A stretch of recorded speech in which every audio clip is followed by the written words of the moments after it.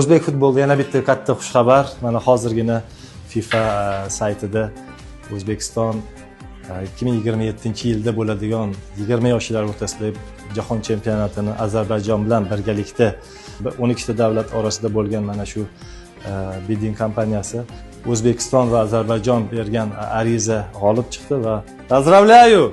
Только что FIFA объявила, что мы выиграли hosting 2027 Under 20 World Cup.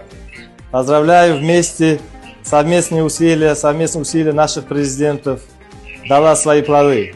Bu bilan biz barcha futbol muxlislarini, futbol jamoatchiligini chin yurakdan tabriklaymiz. We are very grateful and thankful for FIFA Council, all Uzbek football family and Azerbaijan football family having really very big joy to have this big football celebration in our country in 2027.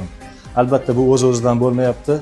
Hurmatli prezidentimizni so'nggi yillarda mana O'zbekistonda futbol infratuzilmasini eng zamonaviy sharoitga, eng zamonaviy ko'rinishga olib kelib, mana yaqinda FIFA prezidenti ham o'zi kelib, juda ham taassurotlar bilan qaytib ketdi va ko'p joylarda O'zbekiston mana shunday katta loyihalarni qilib, o'sha loyihalarni qisqa vaqt ichida amalga oshirayotgan kam sonli davlatlardan ekanligini juda ko'p joylarda e'tirof etganligini biz eshityapmiz va bu albatta O'zbekiston futboli, umuman O'zbekiston jonajon vatanimiz mana shunday katta yutuqlarga erishayotgani, hurmatli prezidentimizga katta rahmat aytamiz, futbol jamoatchiligimizga katta rahmat aytamiz, futbol mutaxassislari hamma birgalikda erishayotgan yutug'i deb bilamiz va birgalikda hammamiz mana shu jahon chempionatini 20 yoshlar o'rtasidagi eng yaxshi jahon chempionatiga aylantirishga va shuni eng yuqori saviyada tashkil qilishga bor kuch bilimimizni